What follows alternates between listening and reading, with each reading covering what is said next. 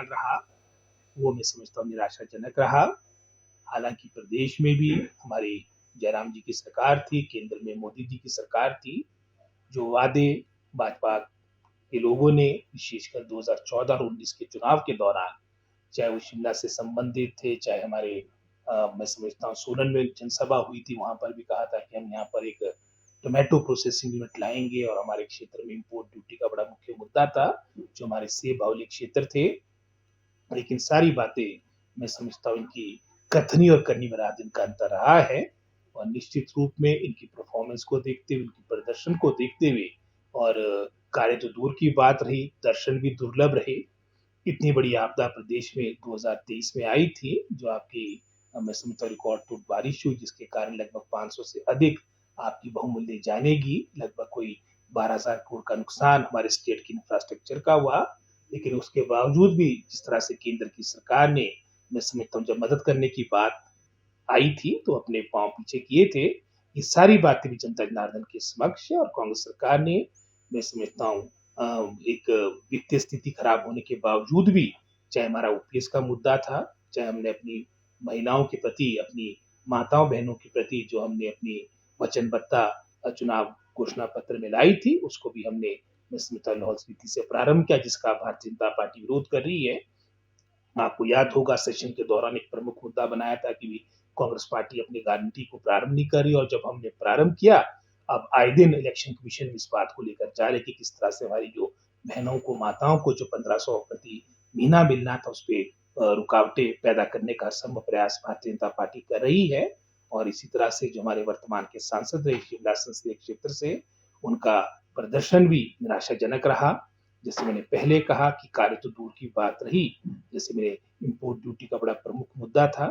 चाहे वो सोलन का ठोडो मैदान था, यहाँ तक कि सुजानपुर में भी मोदी जी को उस वक़्त इम्पोर्ट ड्यूटी एप्पल की याद आई थी। तो शिमला का हमारा रिज का मैं समझता हूँ मैदान था, वहाँ पर भी इन्होंने इम्पोर्ट ड्यूटी को 3 गुना करने की बात कही थी, लेकिन इसके विपरीत आपने 50% से उसको 35% पे लाया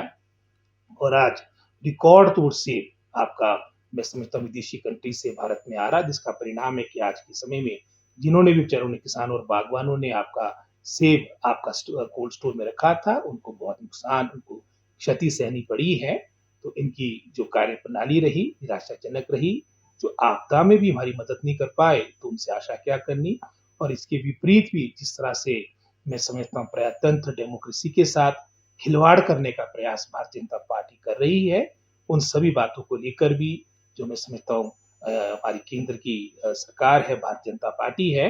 वो बेनकाब हुई है। और जिस तरह से चाहे 21 का उपचुनाव था, चाहे 22 के हमारे जनरल इलेक्शन थे विधानसभा के, चाहे 24 का हमारा चुनाव होगा, ये फिर से हमारा धन-बल और जनबल के बीच होगा और हिमाचल प्रदेश देवभूमि है। मुझे पूर्ण आशा है कि हिमाचल प्रदेश की जनता जनार्दन का आशीर्वाद हमारे जो कांग्रेस के कार्यकर्ता उनके परिश्रम और संघर्ष के माध्यम से जनता जनार्दन अपना आशीर्वाद कांग्रेस पार्टी को देगी। वो लास्ट मैं समझता हूँ लास्ट फेज में है और भारतीय जनता पार्टी अपने आप को बड़ा प्रोएक्टिव पार्टी मानती है। हालांकि यहाँ पर भी 4 में से 2 जगह ही वो अपने मैं समझता हूँ कैंडिडेट्स घोषित कर पाई है और हमारा भी मैं समझता हूँ जहाँ तक टिकट से संबंधित बातें अंतिम मुकाम पे पहुंच चुकी है और शीघ्र इनके नामों की भी मैं समझता हूँ सार्वजनिक घोषणा हो जाएगी और शीघ्र हमारी कांग्रेस पार्टी अपने सभी प्रत्याशियों के लिए सभी हम कार्यकर्ता जनता जनार्दन के बीच जाएंगे और हमारा पूरा प्रयास होगा कि यहाँ से कांग्रेस पार्टी को यहाँ की प्रभु जनता जनार्दन का आशीर्वाद मिले। एक तरह से प्रजातंत्र को कमजोर करने की हर संभव प्रयास केंद्र सरकार कर रही है और ऑपरेशन लोटस जहाँ मदद की बात थी वहां हाथ खड़े करते, लेकिन जहां पर इस तरह से मैं समझता अनडेमोक्रेटिक कार्य करने की बात, उसके अनेकों उदाहरण आपको देखने को मिलेंगे। आज चाहे हमारी अतीत में कर्नाटक सरकार को जिस तरह से वहां पर उनको भी चेंज किया गया, हालांकि वहां पर कांग्रेस और जेडीयू के पास पूरा जनादेश था, लेकिन हॉर्स ट्रेडिंग के माध्यम से विधायकों को खरीदने के कारण हमारी सरकार वहां पर गई और उसके उपरांत चाहे वो मध्य प्रदेश का घटनाक्रम हो, चाहे वो मैं समझता हूँ गोवा की बात हो, चाहे झारखंड के मुख्यमंत्री को इस तरह से मैं समझता हूँ क्योंकि ईडी और सीबीआई तो उनकी मुख्य एजेंसीज है, जब इनका कोई दूसरा इनका पैंतरा नहीं चलता तो फिर ईडी और सीबीआई को इन्वॉल्व कर लेते हैं। आप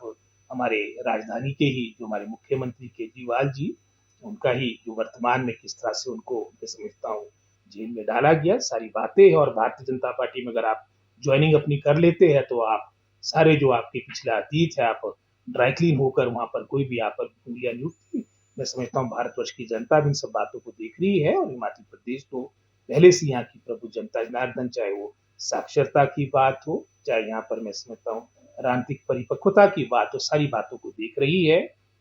और जिस तरह से इन्होंने चाहे कांग्रेस पार्टी के हमारे 6 विधायक तोड़े हैं, चाहे हमारे 3 निर्दलीय विधायकों को भी अपने प्रेशर में उनसे त्याग पत्र उनसे रिजाइन करवाया गया। ये सारी बातें जनता जनार्दन के समक्ष है। और जैसे मैंने पहले भी कहा, ये धन बल और जनबल के बीच की लड़ाई है और इसमें जनबल जीतेगा।